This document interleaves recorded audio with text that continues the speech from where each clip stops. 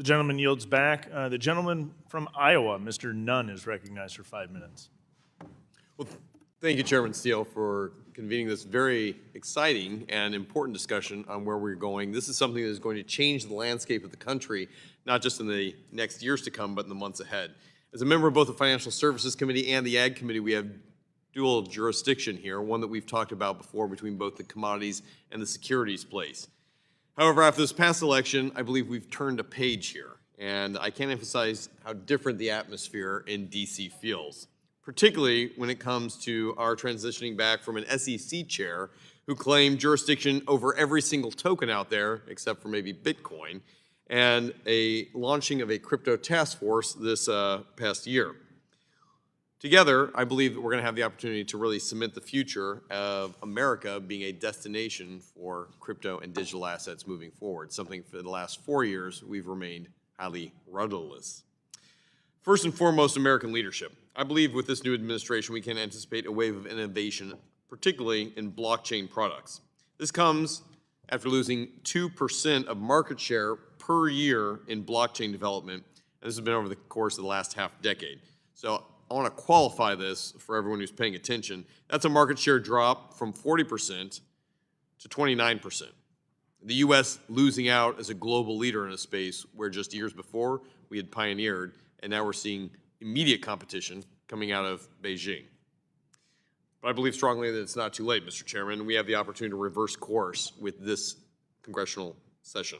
So with that, Mr. Yahim, first off, thank you for fighting back against the SEC's regulatory overreach consistently over the past 4 years. I want to talk to you about how do you see the new SEC and CFTC addressing previous conflicts regarding, confusion on where this jurisdiction would lie. Do you see this as a reset opportunity, first and foremost? Thank you for the question, Congressman. Absolutely, we see this as a reset moment. And again, I think the urgency is very clear if we look around the rest of the world and see what other jurisdictions have done to provide regulatory clarity. Our company was sued on our staking service. We settled. We testified before Congress. The next day, the SEC called and said they were going to sue us again. That's right. This has been the past 3 years of our story. While we've engaged other governments and regulators in moving through the legislative regulatory process and providing clear rules of the road.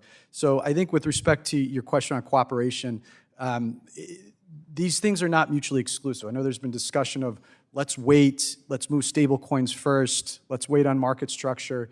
We cannot wait any further. And Congress doesn't need to move a market structure bill that solves every single problem in the ecosystem. We are talking about the most basic foundational rules of regulating centralized exchanges. These two agencies can continue to work in tandem while Congress advances the bill in this cycle. Could not agree more. And clearly we're not waiting in London or in Singapore or in the UAE to move forward on this.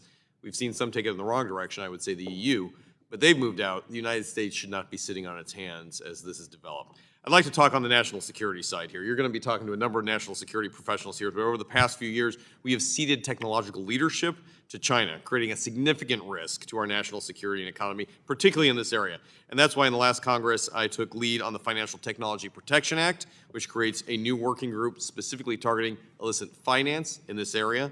Stop Americans from Scammers Act, which empowers law enforcement to address and tackle things regarding blockchain tools. And the Clarity Act, which keeps blockchain made here in America, not cede that power out. So I look forward to working with this team as being a leader in this Congress on making sure that these things are enshrined in law, building on EOs that are already moving out. I'd like to talk to you, Mr. Kim, about not only your efforts in pushing this, but how can Congress ensure that we balance our innovation as well as our national security to combat these bad actors while not squelching new technology? Thank you so much for your question, Congressman. As I mentioned earlier today, countering illicit finance and national security are key priorities, including for CCI and their members. I would encourage additional public-private partnerships. I know CCI, we would love for additional opportunities to engage with all of you and be a resource on any policy issue, including national security. And in order to ensure U.S. leadership and innovation, we need to, again, establish comprehensive frameworks for both market structure and stablecoins, but also ensure national security, to your point, Congressman. We have a real opportunity here, Mr. Chairman, to make sure this is not only made in America, but that the best practices that drive the resourcing, the security and the onshore investment can happen right here in main streets from Iowa all the way to New York City. With that, thank you very much, Mr. Chair. Appreciate it and looking forward to stable